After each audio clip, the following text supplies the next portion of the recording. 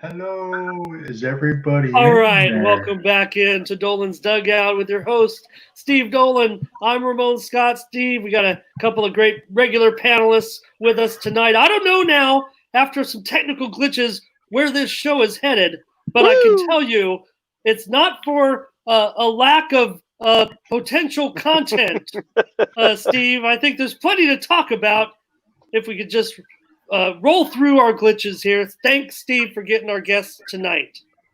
Well, Ramon, thanks so much for having us back. And of course, our guest tonight, first of all, we have Adam Paul back from EC Preps. Adam, thanks so much for being here tonight. Appreciate it.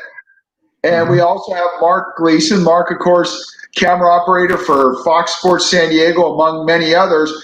First question for you, Mark. As you know, today is day 101. It's been 101 days since our last assignment when you and I worked a National Lacrosse League game featuring the San Diego Seals on Bleacher Report Live. So how's everything been the last 101 days other than having an empty wallet? Oh, no. Oh, the moths are coming out. Oh my gosh. Yeah, I've been working a lot of projects around the house, but they're not even honeydew projects. They're marky-dew projects. I've been digitizing. I have all these family videos that I've always wanted to do, but it was kind of like my retirement project. Now what am I going to retire? I guess I'm going to play a lot of golf. I don't know. We are kind of retired, aren't we? Yeah. One of the other camera operators said, I can get used to this. I said, it's called retirement. Yeah, it is. Well, Mark, speaking of retirement, it seems like Major League Baseball is all but retired right now. What's your take on all that's gone on? I mean, last week Rob Manfred said 100% chance they'd play. This week he's not so confident. But that being said, one thing, everybody's criticizing Rob Manfred, but remember, he works for the owners. He's a puppet for the owners. This isn't Rob Manfred talking. This is Rob talking for the owners, right? The owners have told him how much money they want to spend on salaries for the most part. And if you go through the whole thing, it was funny. Daniel Descalso, who plays for, who does he play for? The Cubs now, maybe? Who's he play for now? I believe the Cubs. Rockies, Cardinals. Yeah, he's been around. So he said the thing that's happened is they've gone back and forth about 3 times. And he says, well, like Major League Baseball says, okay, how would you like a half a dozen donuts? And you say, well, that's not enough. Okay, we'll be back. And then they come back next time. I've got 3 donuts and 3 donuts. I can give you the 3 donuts and the 3 donuts. How's that? No, that's the same thing. Oh, well, yeah, okay. I'll be back. And then you come back again and you say, I got 6 plates and there's 1 donut on each plate. Is that enough for you? But when you look at it, that's what it's been. But it's been kind of that way on both sides. The players are trying to get as much money as possible. So the players come and they keep doing these exorbitant things like we want to play 114 games, which is pretty much play all the way through October. Well, they're not going to go for that. So why are you even offering that? Yeah. And then they get into this 98 game thing at full prorated. They're not going to go for that either. Why? There's no negotiation going on because it's email proposal. There's nothing coming together. It's not like, the arbitration process is how the club gives a figure, the club does a figure, and usually they never go to arbitration because they settle right down the middle. There's no settling down the middle here. The owners have a certain amount of money that they said we're willing to spend this year. And if you really do the math, it's 57 games, okay? Yeah. So I can see a compromise being like 60 games, 65 games. And if you look at the Padres' schedule the way it is supposed to be, if they start on July 30th, the Padres had 53 games left. So if you play a doubleheader every Sunday, you can get in 60 games and still be done by September 27th. So 60 game is possible. So now Manfred could very well be stalling so that it gets to a point that that's the most games that they can play, because his thing is, and rightly so, if he presents something to the players, they're going to file a grievance against him. And then where are you getting?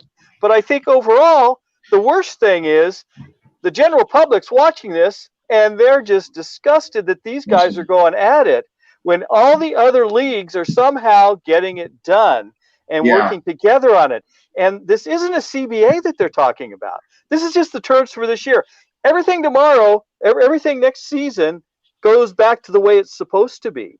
So why are you fighting this battle here to try and set a precedent? It's kind of like, it makes no sense whatsoever on either side. I still tend to blame the players more. I just really do, that they're just not coming to the realization this is what they're losing, 30 to 40% of their revenue. That's a fact. That's really not an argued fact either.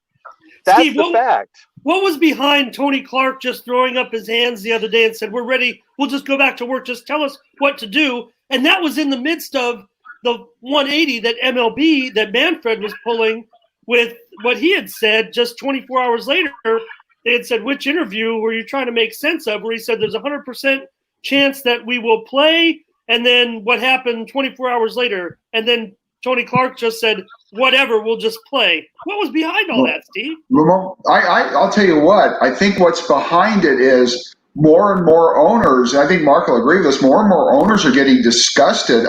Ken Rosenthal, who's really, as good a baseball writer as there is, came out today. I believe he said that at least 8 teams, owners, have just said they don't want to play. And I believe you need 75% to say yes, and 8 out of 30, that'd be more than 25% saying no. So what's going on here is a lot of owners, I think, are just fed up. I mean, it's funny because you hear all sorts of things, you don't know what to believe, but the 2 teams that I first heard that said they just did not want to play because of the financials are the Colorado Rockies, and the second one surprised me, the Anaheim, California, Los Angeles Angels with Artie Moreno, which really surprises me because Artie, he's got unlimited funds, but maybe he's looking at, well, I saved $30 million plus by not having Albert Pujols play this year when he can barely run to first base anymore, and I've got Mike Trout and Anthony Rendon's big contract. So I think what's happened, again, like Mark and I've kind of established, Rob Manfred isn't speaking for Rob Manfred. He's speaking for the owners. He is a skilled labor negotiator, and he's not speaking as a commissioner. He's speaking as a skilled labor negotiator. Do you agree, Mark? Or what's your take on what's going on? Absolutely. He's hired by the owners. The owners have told him what the message is. The owners have told him this is how much we want to pay. And he's got to go out there and present it to the players in such a manner. And whether it's the same thing over and over again, well, then obviously that's the number they're looking at. Okay? Exactly. Hold on a second. Those 8 owners who say they don't want to play, they should sell their team right now. That's crazy. And also, go back to March. There was an agreement made. Why don't they go back to that agreement? You know what this reminds me of? And I'll tell you what this reminds me of, because it would happen here locally. If you recall, the very first grocery strike in the early 2000s, and I remember this because I had family members that were affected by this. So the goofballs that were quote unquote the leaders of the union for the grocery workers, and then the other side, the stores, the management, they basically fought and quibbled, and in the end, they didn't get anywhere. They basically agreed to what they originally had agreed to, and what did it do? It caused strife. It caused people to lose their jobs. I mean, heck, my aunt and uncle had to move to Vegas because of it. I mean, this is ridiculous. You have an agreement in March. You said it's 101 days. Rob Manfred, in my honest opinion, he's probably the worst commissioner I've ever seen. He should be getting his butt on a plane, flying to Arizona, talking to Tony Clark in a room, social distancing, whatever, and hammering this out. I'm telling you what, guys, as a baseball person, the game is screwed. But Alan, you know what? You're saying that right now that Rob Manfred's the worst commissioner ever. I was hearing that about Selig. I heard it about Bowie Kuhn. It's funny. It seems like the worst baseball commissioner ever is whoever the commissioner is right now. I mean, right now, as of right now, in the 4 major sports right now, he's at the bottom of the. I saw a list that had him at 97th. of all the current commissioners. Okay, I mean, but you know what? As I say, he's speaking on behalf of the owners. And as far as the owners are concerned, now let me talk about those 8 owners. Okay, if you owned a business and you could lose a little money or a lot of money, what would you do? But I can see what those owners are saying is because they are going to lose. They're saying 640. I'm sorry, but what I'm saying is, okay, they should sell, but you know what's going to happen? There may be some teams that are going to sell because of what's happened this season. I mean, there's 2 sides to every story, and the difference between the grocery workers and what's going on now, the grocery worker strike was 100 heirs against 1,000 heirs. This is millionaires against billionaires. The grocery strike was the multi-billion-dollar management store of Ralph's and whatnot versus the workers, and it's basically the same example again in the fact that, like I said, they're squabbling, and it's going to cost them in the end even if they come up with this, agree to what they originally agreed to. What did it get you? It didn't get you anything. Exactly. Remember, part of the original agreement, though, was the players say that their salaries would be prorated, which I believe, but there was also, the owners also say that if there were no fans, that they could renegotiate, which I believe. And part of that agreement also was that Rob Manfred can and probably will, and I agree with Mark eventually, I think Manfred's going to say maybe a 50-game season, because the date, think about it, August 1st they could start, end September 27th. That would be 58 days, have 50 games in 58 days. And I mean, I hear people say it wouldn't be a true season and all, and I get that. But on the other hand, look at the Caribbean Winter Leagues. How many games they play in a regular season? Right. And their championships, people go nuts during their championships. To go back to I would like to see, if they go fewer games, expanded playoffs. Yeah. Why not? That would, to me, they would make it a little more difficult to win. It wouldn't just be, 10 teams, usual, fewer games. I just think that that might be something to look at.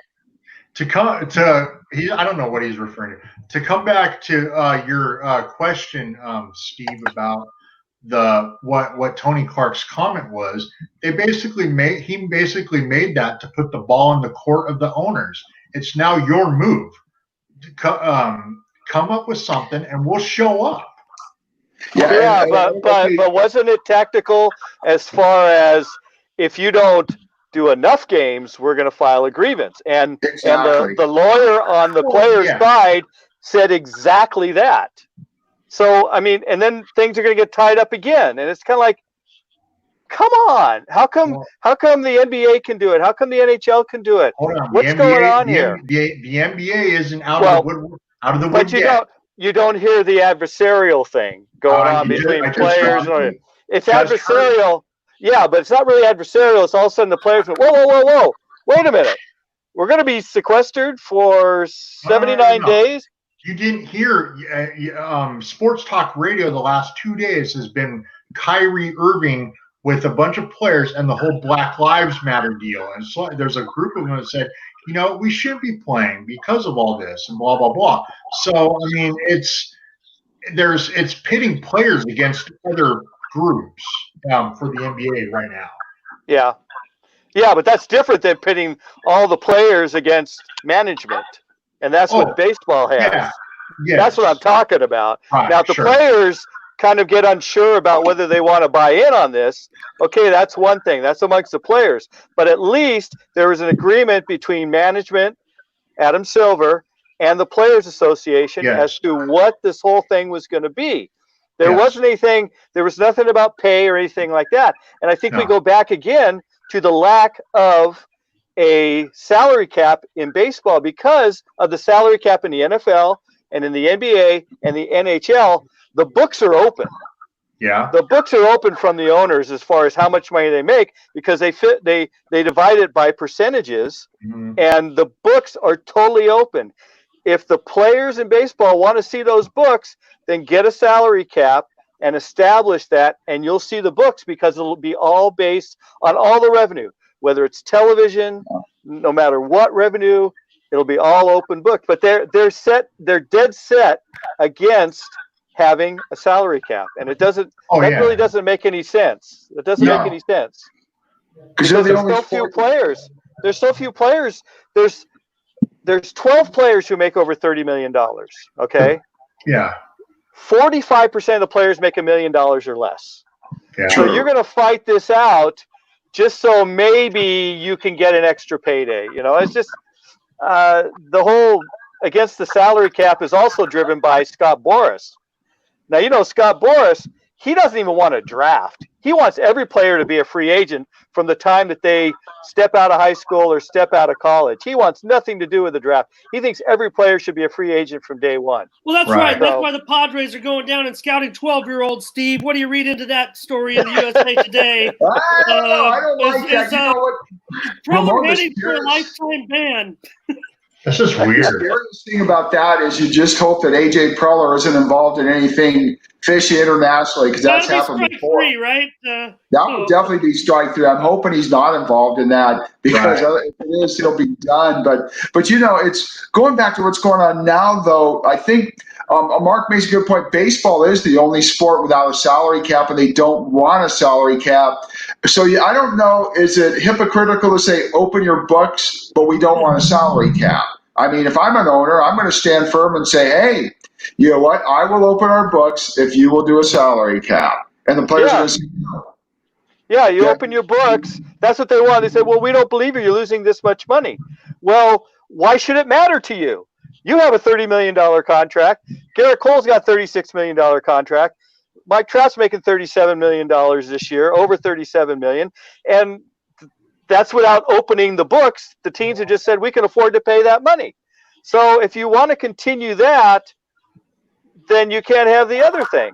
You know, if you don't, if it's up to the teams to sign you to that contract and pay you still and be able to pay you, then you know you got to have it one way or the other. And they're dead set against the salary cap thing.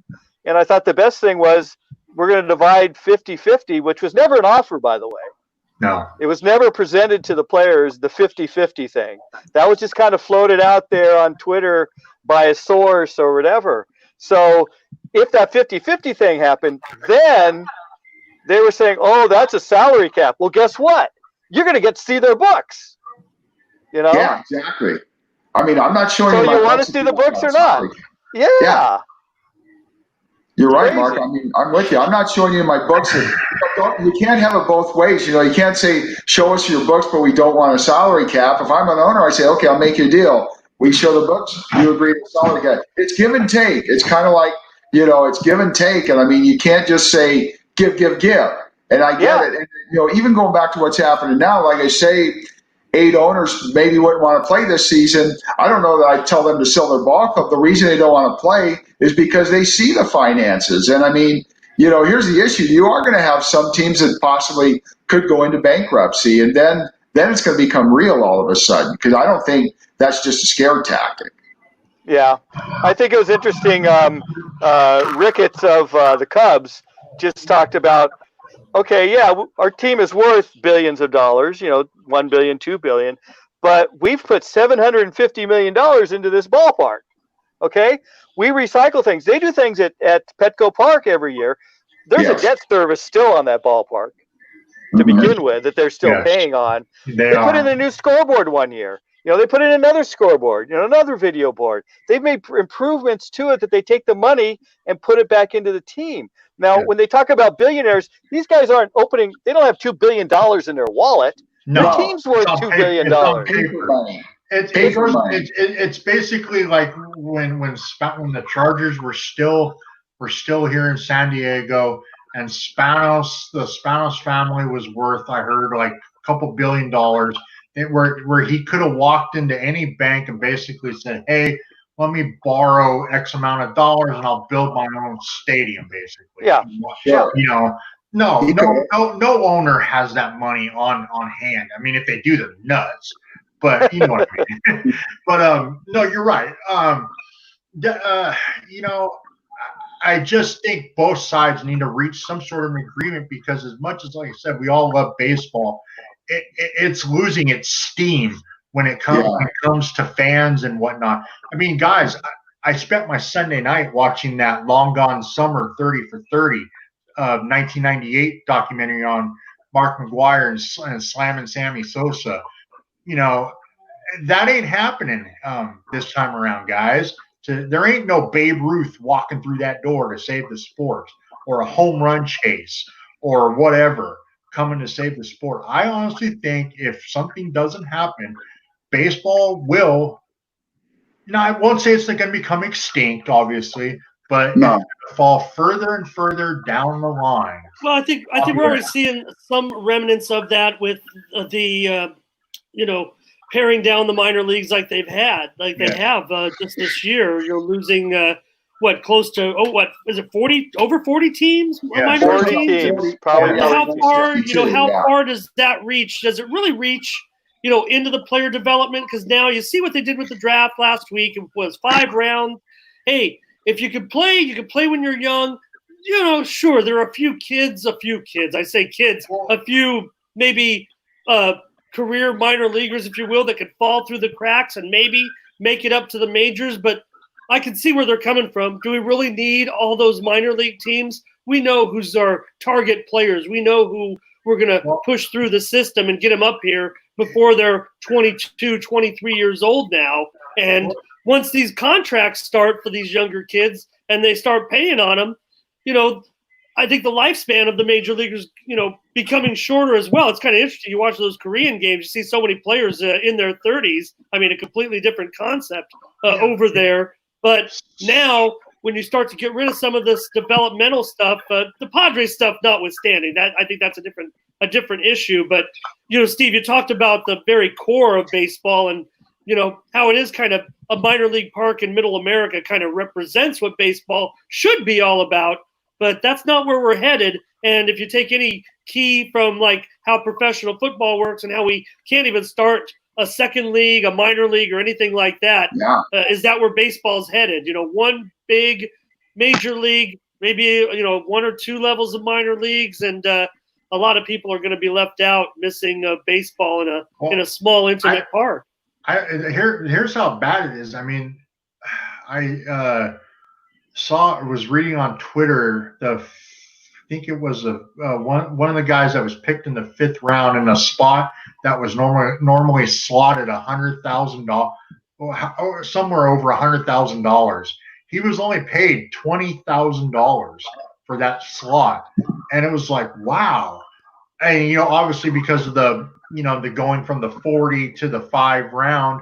And, there was a lot of things going on, but it was just interesting to see that a slot normally allotted, 6 figures, a 6-figure sum was only given $20,000.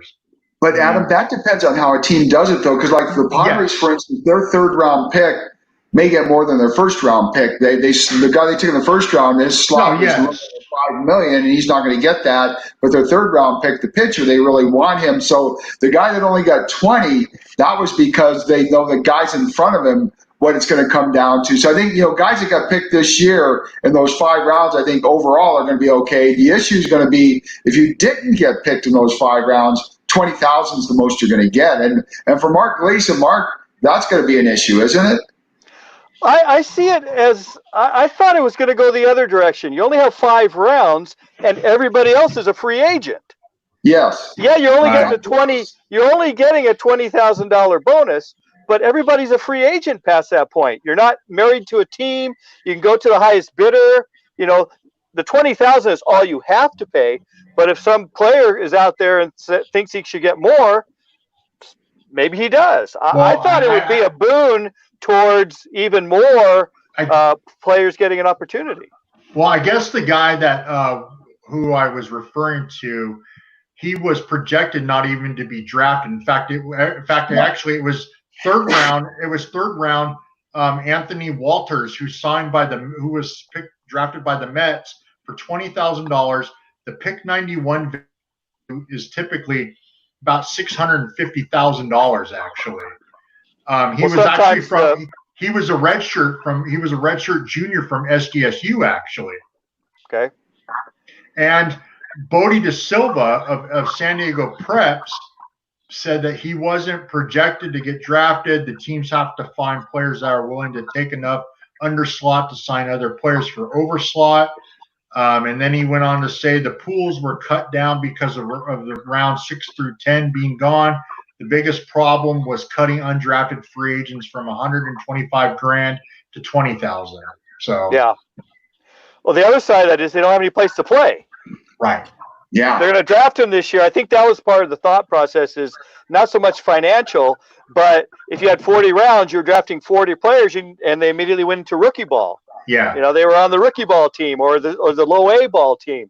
Those teams aren't playing. So what are these guys going to do? I think I never heard whether that was the thought process or not, that they just didn't have places for these guys to play. So that's why they cut back the draft, or was it financial? I never really heard. Yeah, never heard. Yeah, never really heard, but I kind of got the hint it was how to do more financial. I mean, that was the hint. That's true also. That's true I would also. think so, yeah. Yeah. Well, when they're talking about cutting the minor league teams also, there's always been an issue with minor league pay. Right. And it was their assertion, if we have fewer teams, we can pay the players more. Right. I think they can pay the players more anyway. Yes. You know, when you're talking about the major league team, because if you just do the math on it, these guys only get paid for the season. Mm-hmm. And these minor league players, it's like $600 a month or something crazy like that. It's ridiculous. If you pay one roster, let's say a 25-man roster, you pay each guy $2,000 a month, and you multiply that out by the season, you know, what's it going to come to for the whole minor leagues? You're going to end up spending $5-6 million. That's a number. That's a number 4 pitcher for your entire minor league system. You know, so that's supposedly that was another thing that they were trying to talk about. But you know what's interesting about that, Mark? We brought it up a few minutes ago that there's not even a number 2 football league. The NFL league. If you don't make it in the NFL, you're done. And in baseball, you got all these leagues. I mean, I believe the number was 162 minor league teams. So not all are affiliated.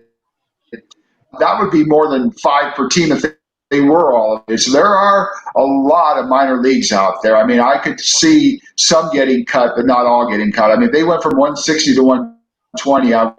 Although the hard thing is, if you're in Butte, Montana, and yours is one of the 42 that gets it, that's when it starts becoming unfair, because how do you determine who those 40 teams are that you would cut? Yeah, a list came out, and sadly, my hometown team of Binghamton, New York, the Binghamton Rumble Ponies, the AA affiliate for the Mets, was on that list. Oh, no. It made me very sad. Yeah. That the Rumble Ponies would be gone.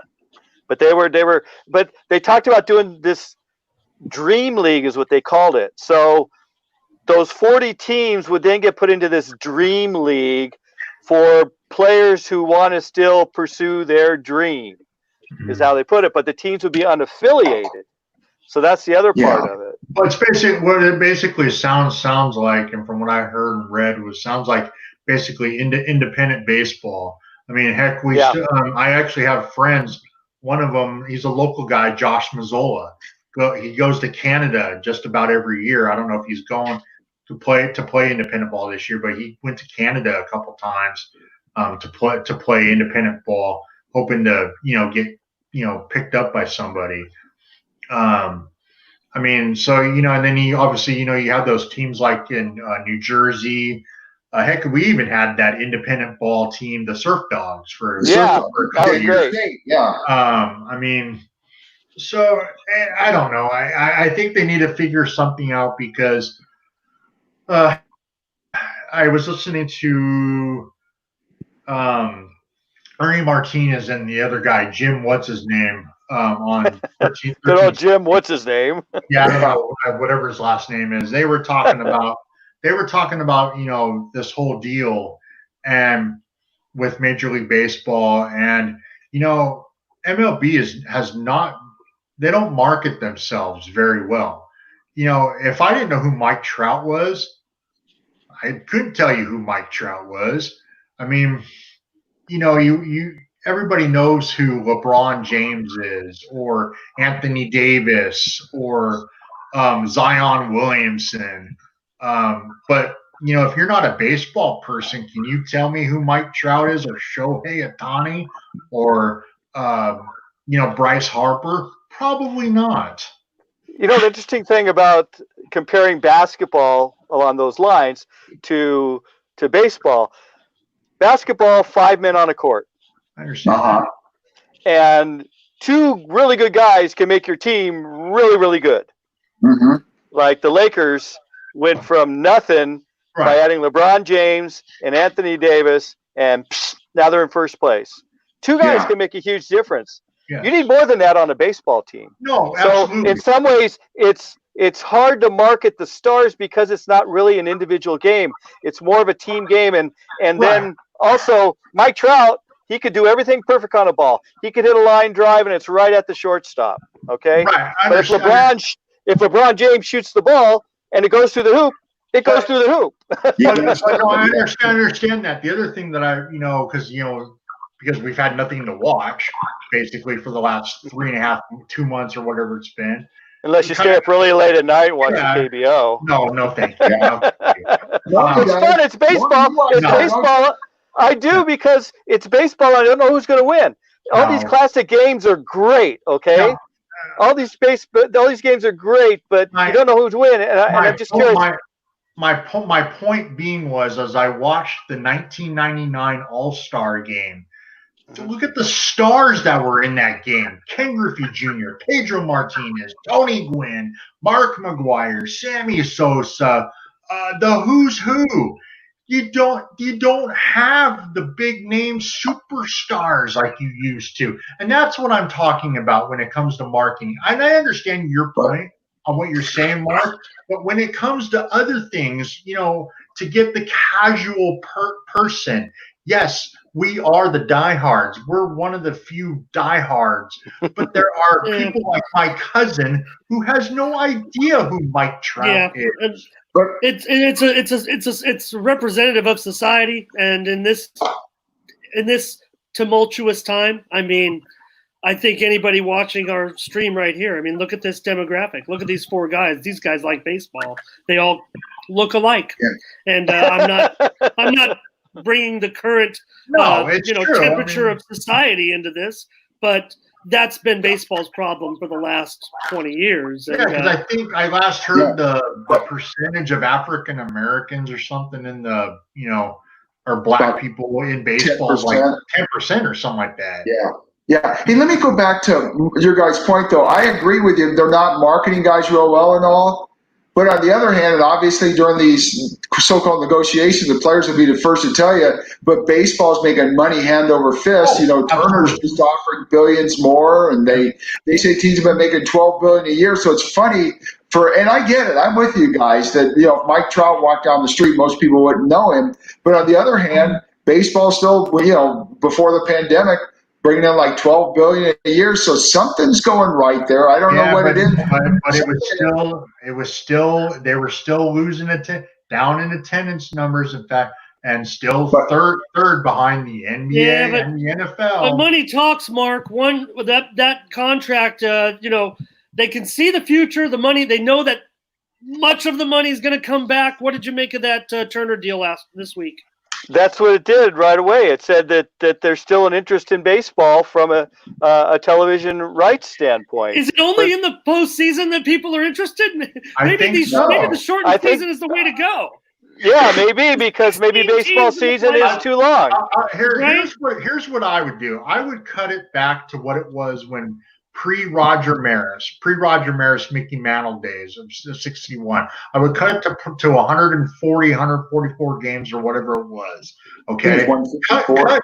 Whatever it was. Cut out the interleague play so that, when we have the All-Star game, you actually tune in to see Justin Verlander versus a Fernando Tatis. Yes, interleague play, boring, over, done. The money's too good. The money's too good to have these teams. Some of these teams want to have the Yankees and Red Sox come to town every 3 years. I mean, I don't know if they can get away from that. That ain't happening though. So it happens once every 3 years.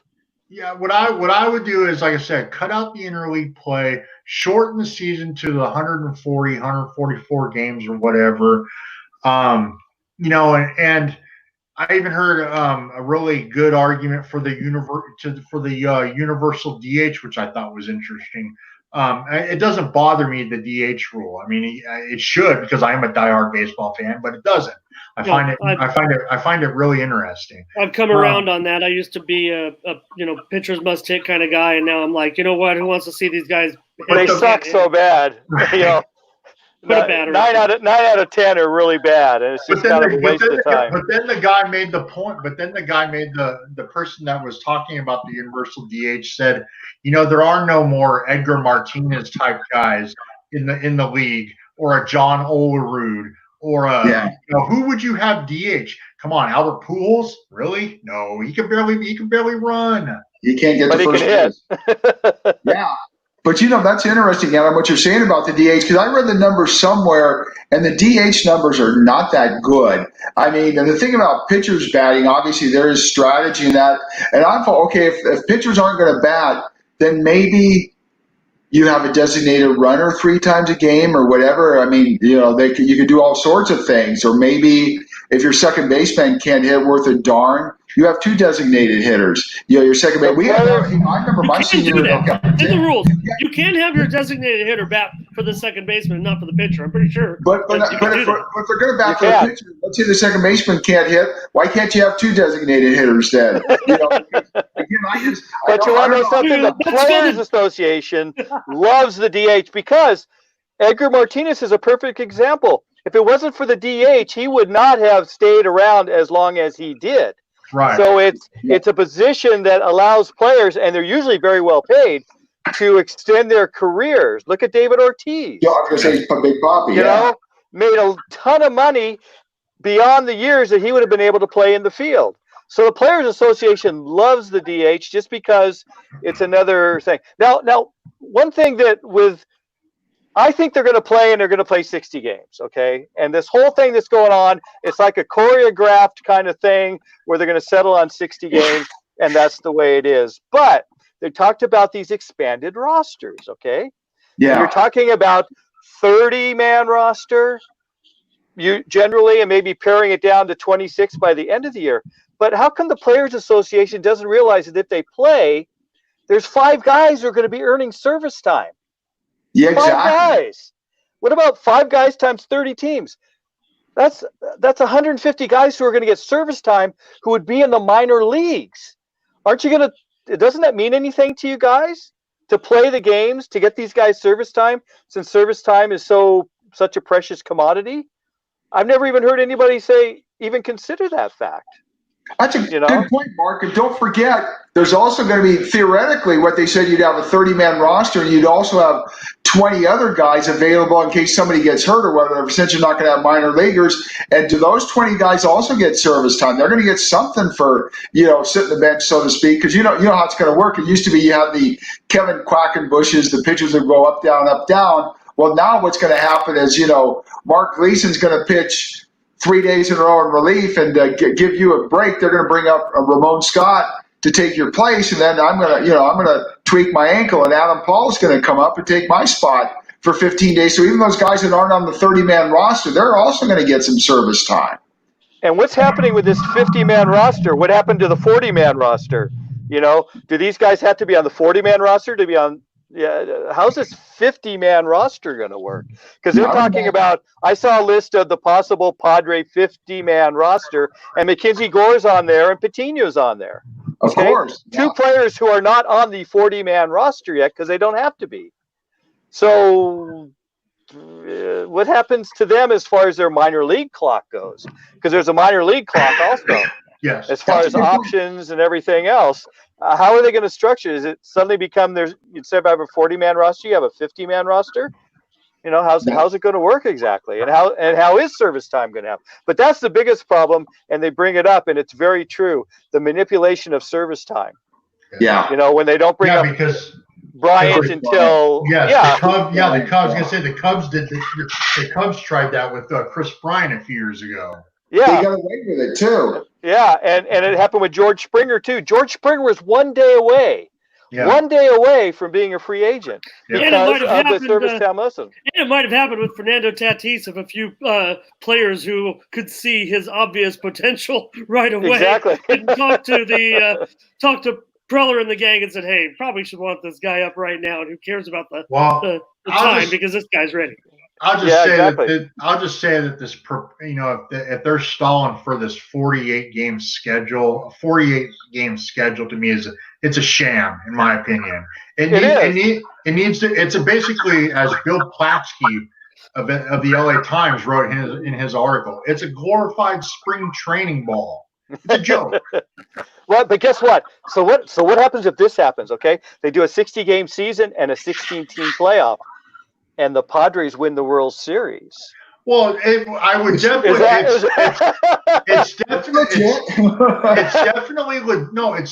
legit because it'd be like the 1981 baseball season with the strike, where they had the two champions for each half, and what's the names? The Cincinnati Reds didn't even make the playoffs, and they had the best record overall. And the St. Louis Cardinals were same with St. Louis. They were, I believe, they had the second best record. They didn't make it either because you went on those two halves. So the thing is, whatever season you play, if your team wins, it's going to be legitimate because if you're not putting, and they're not, if you're not putting an asterisk by the Houston Astros winning the 2017 World Series, then how in the world do you put an asterisk by this season?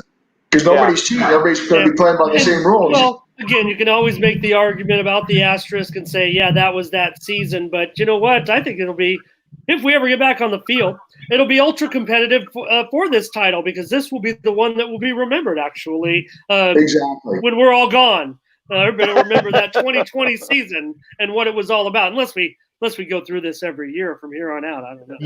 The only reason why I wouldn't want them to play this season is because I collect baseball tickets, and I'm serious. If they play and Mackenzie Gore pitches, that's his debut, and there's going to be nobody in the stands. There's not going to be an actual ticket.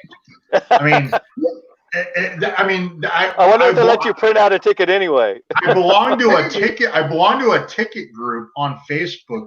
We collect tickets like we used to collect baseball cards, and we were talking about this, and it's amazing. And I was like, that does make sense. That would be the only reason why I would not, selfishly, would not want a baseball season. Yeah, I found.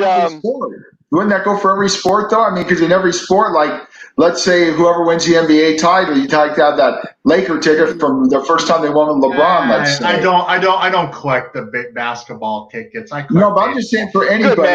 Right. Good man. Yeah, I don't know. It's going to be interesting. I found in the garage. I found my.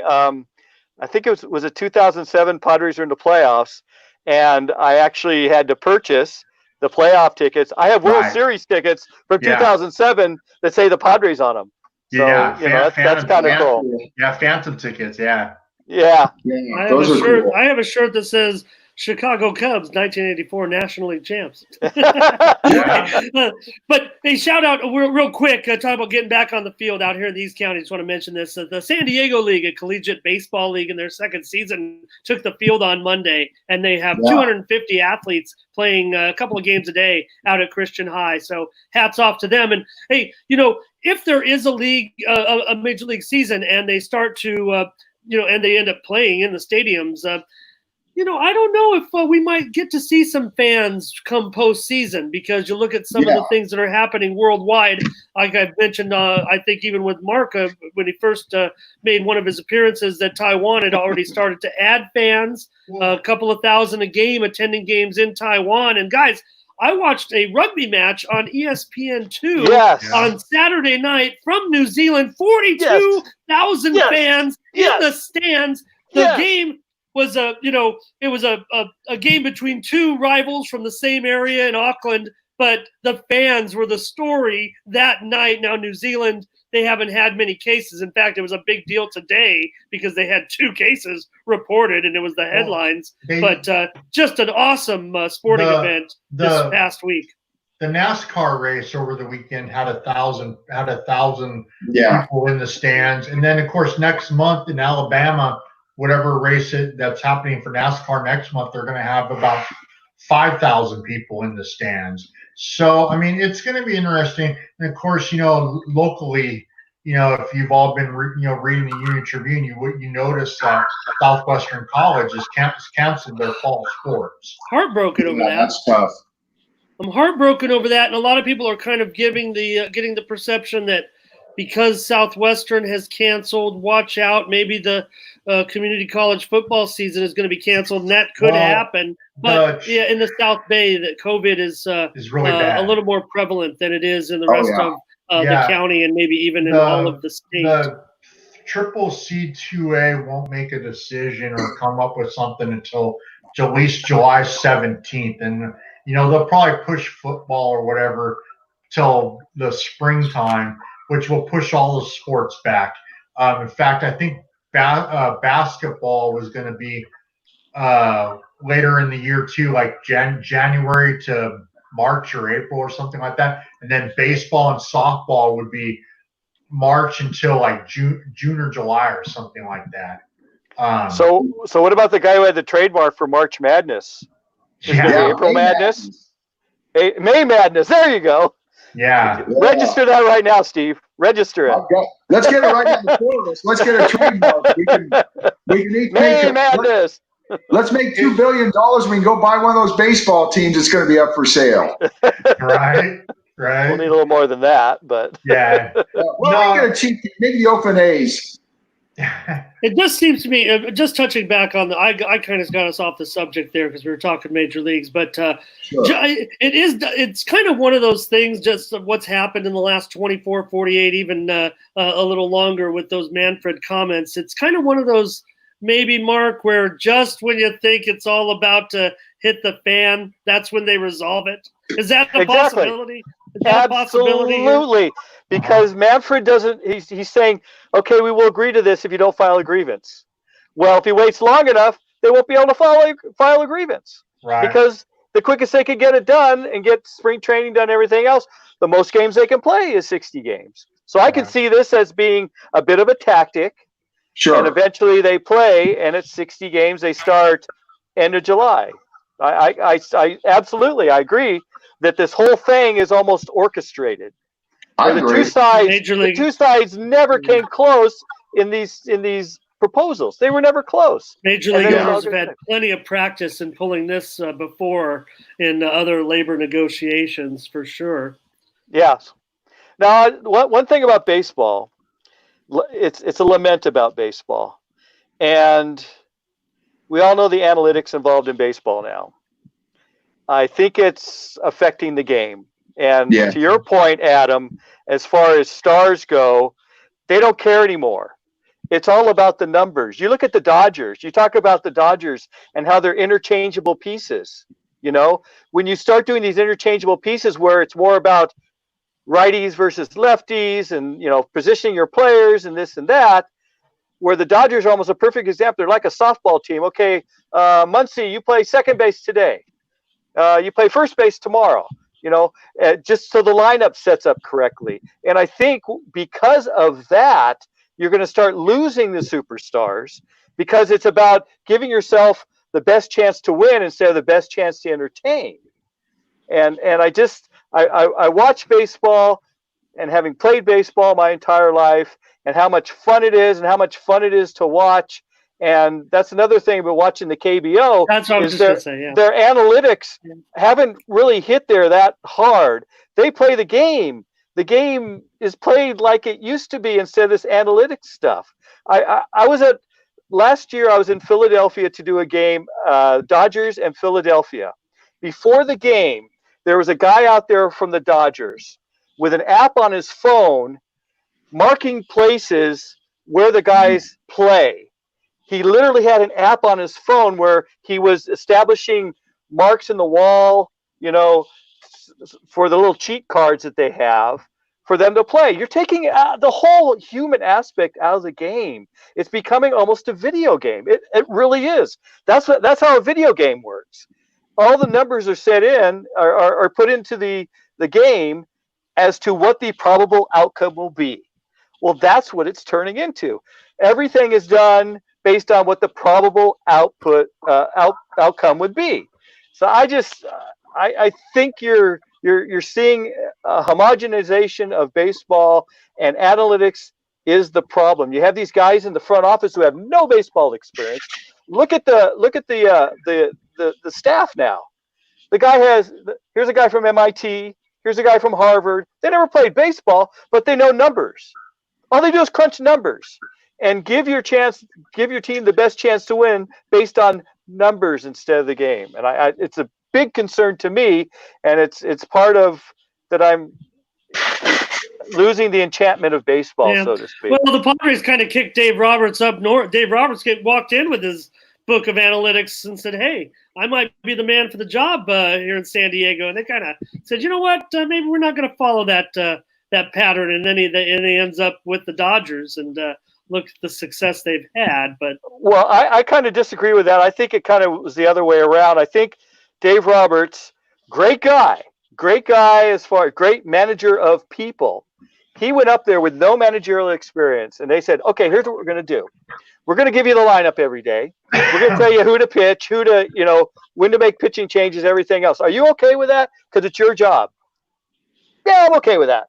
And guess what? He was successful with it. And I've heard people deny that, but I look at the way their organization is run.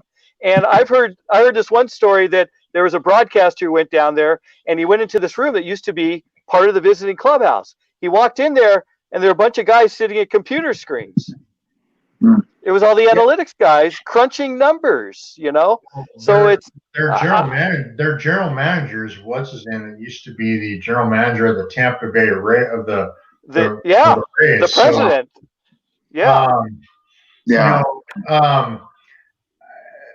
I don't know what all transpired. Why Dave Roberts didn't get a fair shake for the managerial job here in San Diego.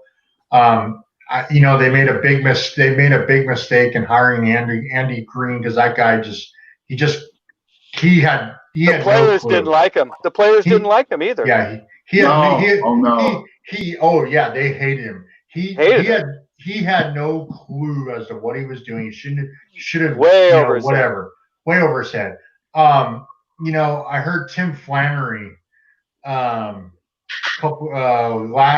fact, it was when Andy Green was still managing, and they were talking. Actually, he had just been let go, and he was on one of the local radio stations, and they interviewed him, and they asked him if the Padres had, if they called him up and said, "Hey, would you be willing to come in for an interview?" He said, "Nope. Nope, not at all. He would not come in for an interview." And I thought that was really telling, because that was one of your not legendary players, of an organization per se. Fan favorite. Absolutely. Yeah. And he kind of, he knows the game a little bit. And I thought, he had some really harsh words for the organization at the time, which I thought was really interesting. So I don't know if it was one of those deals, kind of like, Reggie Jackson when he was, badmouthed by Steinbrenner and didn't come back for a long, long time. Same thing with Yogi Berra, and then they kind of made ends. So I don't know if it was one of those types of deals or whatnot, but he had some real harsh words for the ownership of the Padres, and I thought that was kind of telling.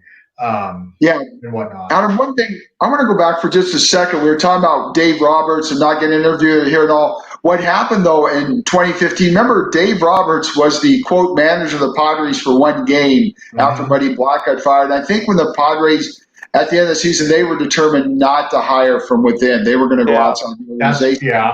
And one thing about Andy Green, he's a terrible manager and all, but he does a terrible people person, but he does know how to manage. Why do you think the Cubs brought him in to be with David Ross? Because David Ross has never managed. And you know what? He's going to be relying on Andy Green a lot back there, because, again, even though Andy was terrible at it, he's got 4 years experience. David Ross has 0 years experience. So it's going to be interesting to see if they ever play again, how that dynamic works. Yeah, but you know what? David Ross, I'll take his playing experience as a catcher over Andy Green's bad managing experience. Because I remember the catcher position is like the quarterback position. Yeah, because he's the only guy who faces the field. He sees everything, Yes. But you never know what's going to happen, though, with something like that. I remember, the year Jerry Coleman managed the Padres, and it was a good idea. I think sometimes it's worked, like when Larry Durker came down out of the booth. But Jerry, as much as I love the man, as much as he was great at everything, managing was not his forte. No. So you really don't know. I mean, because David Ross has zero experience. And yeah, sitting in the catcher's position is great and all, but when you're sitting in the catcher's position, you're not thinking, okay, let me think, my pitcher's batting third this inning, and what about the position changes and stuff like that. I mean, catchers and pitchers do make great managers, but nothing says because you're a catcher, you're going to be a great manager, you get cut from your high school basketball team like Michael Jordan did. You're not going to become Michael Jordan just because you got cut from your high school basketball team. No, I understand that, but watching him, call on ESPN, calling the games and stuff, and him breaking down things, I honestly think he's kind of like Peyton Manning, in a sorts and a little bit, and that he can, he's really a thinking kind of guy. He's really smart. I actually met David Ross at a card show right after they won the World Series, and paid a couple $100 for the autograph. But just to be able to talk to him. I could have got it to you for free. Oh, I'm sure. Yeah. Hey, I take my chances with David Ross though as a rookie manager. I mean, I wonder though if there'll be an issue because he was buddies with a lot of the guys on the team. Yeah, he was buddies with Rizzo, and he was buddies with Brian. Played with them. They won the World Series together. And buddy, and what happens if you got to come down hard on one of these guys? Hey, that's why you got. Good point. Mark, that's why you got your right hand man. Everybody knows when the Padres won the World Series with J.R. Cooper as the manager, everybody knows it was Larry Cooper's dad, Robert Guillaume, who was pulling the strings. Exactly. I want to bring up one thing. It's today's date. Yes. Thank you. Tony Gwynn. Today's date is the passing of Tony Gwynn. Do we have some Tony Gwynn stories we would like to share? 6 years. Oh, I could tell. Yeah. So when, as you know, his son was a high school baseball and basketball player for Poway. Sure. And when I was at Santana, I graduated in 99, but I was a varsity assistant, and it was when Wade Vickery co-hosted the big Sultan Grossmont Foothiller tournament when it was the second biggest tournament here in San Diego, behind the old Torrey Pines tournament. Anyways, Poway was scheduled to play at our gym here in Santana, and my grandma, who was a 1936 Hoover High graduate and she was best friends with Ted Williams. Wow. So anyways, I told my dad that Poway was going to play the next day, and they had played the day before, and Tony had been there. So he brought the yearbook to the game, and actually went up and talked to Tony Gwynn for a little bit before the game, and showed him the yearbook with Ted Williams in it. Well, Tony took one look at it. He had no idea that Ted Williams was a pitcher in high school. And it was really cool to watch that interaction between Tony Gwynn and my dad talking about Ted Williams and stuff. Wow. Yeah, I guess my Tony Gwynn story, it's funny because there were two guys that covered Tony Gwynn during his senior year at San Diego State basketball and his rookie year with the Padres. One of them was Ted Leitner, and the other one was me. I was at the LA Times at that time. The thing I remember about Tony is how he persevered, because Smokey Gaines, who coached him for 2 years at San Diego State, just treated Tony like, I don't want to use the word. I remember when the first thing that ever happened when Smokey came to San Diego State, he wanted to prove what a great recruiter he was. So Smokey had his new recruits play the returning guys at San Diego State in basketball.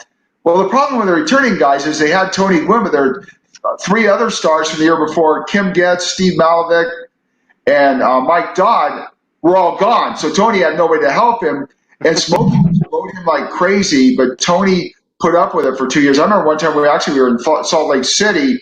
We got off the plane, and at that time we all had cars. I had my own rent-a-car, and Smokey had room in his car, and I had room in my car. And I felt sorry for Tony because Tony rode with me all the way, but it's in the hotel because Tony persevered. He could have quit with the way Smokey Gaines treated him, but the fact that he stuck it out then, I just think that showed to me the perseverance of Tony Gwynn because of what he had to put up with at San Diego State with Smokey Gaines. And of course, he did go play baseball there. Because again, if you knew Tony Gwynn at San Diego State, you didn't know him as a baseball player. You knew him as a basketball player. Best point guard in school history, still holds the record for assists in a career, rightfully so. I was lucky enough that I was the cameraman for Channel 4 San Diego during Tony's career, but I didn't really know him. I didn't really get to know him until ESPN because I was doing ESPN Wednesday Night Baseball, and Tony, after he retired, started doing Wednesday Night Baseball. So here I am, all of a sudden I'm getting to chat with Tony Gwynn in the booth all the time. So we got to know each other, and then he went over to Channel 4, and he was doing TBS. I did TBS playoffs with him and just got to know him. And my son, Matt, was born in 1990, so 2005, he was 15. I said, Tony, my kid's really having a problem hitting. He says, bring him in. Because Tony used to run these classes on Thursday nights at San Diego State, and you'd pay like $40 donation to the program. He'd take you all the way through. So I walk up there, I bring my son in there to hit, and Tony says, come here, and he starts talking to him. So I just, hands off. I don't care what Tony's saying to him. I'm going the other way because what do I have to offer? Yeah. So my son got to know, Tony knew my son from going to the classes and some other, he met him several times. So we went to Tony's induction at Cooperstown, and through ESPN, I got a credential. So we got to go right up to the stage. So we're there after the ceremony's over. They always did an interview, a one-on-one. It was Cal Ripken, it was Tony Gwynn, it was Gary Thorne for ESPN. Mm-hmm. So they get done with the interview, and we're just kind of standing by the stage. There's nobody else around. A couple people, but so Tony's walking, and some guy says to Tony, he says, hey Tony, can you sign this for me? He says, yeah, just a minute. And then he spots my son. He says, Matt, hey, thanks for coming, man. Isn't this a fantastic day? Oh my gosh, thanks for coming. I really appreciate you being here. I still get goosebumps when I think about it, because here's Tony Gwynn, probably the best day of his life, the induction into the Hall of Fame. And he picks out my kid, knows him by name, and thanks him for coming. It was like, that was Tony. And every time you saw him, and you could see his health degrading and facially and everything else, he was still Tony though. But still, what a sad day for all of San Diego sports when he passed away. Exactly. 6 years ago today, Moni? Yeah. Yeah, well, just looking at all the things that a fan would remember about him, and of course dating back to those days at San Diego State, because college baseball really isn't a big deal, and the program really wasn't as great a career as he had at San Diego State. It was what he did on the basketball court that people will remember, but throughout his playing career, some of the most memorable moments, probably out of all those hits he had, even the number that he reached, that 3,000th hit in Montreal when he couldn't even see the ball, but everyone was watching that game that day on television and celebrated that. And I think the home run against the Yankees in the World Series, when we were doomed, we were totally overmatched, but he showed that Padre pride by jacking one out, because Tony didn't do that. Tony didn't go for the fences, but you know what? He says, he was just looking to put the barrel on the ball, but I have a feeling that he was looking to hit a home run in that spot and make one more memory. And then, as his health deteriorated, but his persistence to keep coming back and still wanting to help kids despite all his physical ailments, even though the cancer took his toll, on his jaw and his face, he had other physical ailments that kind of went along with that, but he was still willing to teach kids hitting hardly when he could, still walk. And of course, I think the most memorable that, boy, funny guys, you mentioned those 30 for 30s. Today would have been a great day for ESPN to have because he's worthy of a 30 for 30. There is a whole lifetime of stories, and his wife himself as well. But when he was out there with Ted Williams and the memorable All-Star game when Williams threw out the first pitch and in Boston and Tony was holding him, right? Do I have that right? Yes, 1999. That was the All-Star game that I was talking about with in my opinion, was the last star-studded All-Star game. In my opinion. But here it is, folks. Here it is. He found it. This is a season ticket from Montreal. That glorious day. Montreal. 3,000. This is an actual season ticket. Wow. From that game. There you go. Hey, Adam. 3,000 hit. Appreciate you doing that, because you know what? We've hit a home run with the show. We've gone well over our hour, but we really appreciate everybody being with us. We want to thank you, Adam, for coming back with us. Want to thank Mark Gleason once again. Mark, you're definitely a favorite guest of ours. We definitely want to have you again. And most of all, as I always say with Ramon Scott, I don't know how you do it putting this thing together technically, but thanks so much for putting it together. So just want to before we go, that the gentleman that actually chimed in, Len Gallo, I've known him for many, many years, but he actually worked for the Padres. There's Len. He actually worked for the. Oh, I know Len. Yeah. Yeah, he worked for the Padres, and he knew Tony very well. Yeah. Yeah. Well, then, thank Glenn for joining us tonight, too. Want to thank everybody for joining us, again, for our guests, Adam Paul, and for Mark Gleason, and for Ramon Scott for putting this all together. This is Steve Dolan, wishing everybody a very pleasant good night. Thank you for joining us.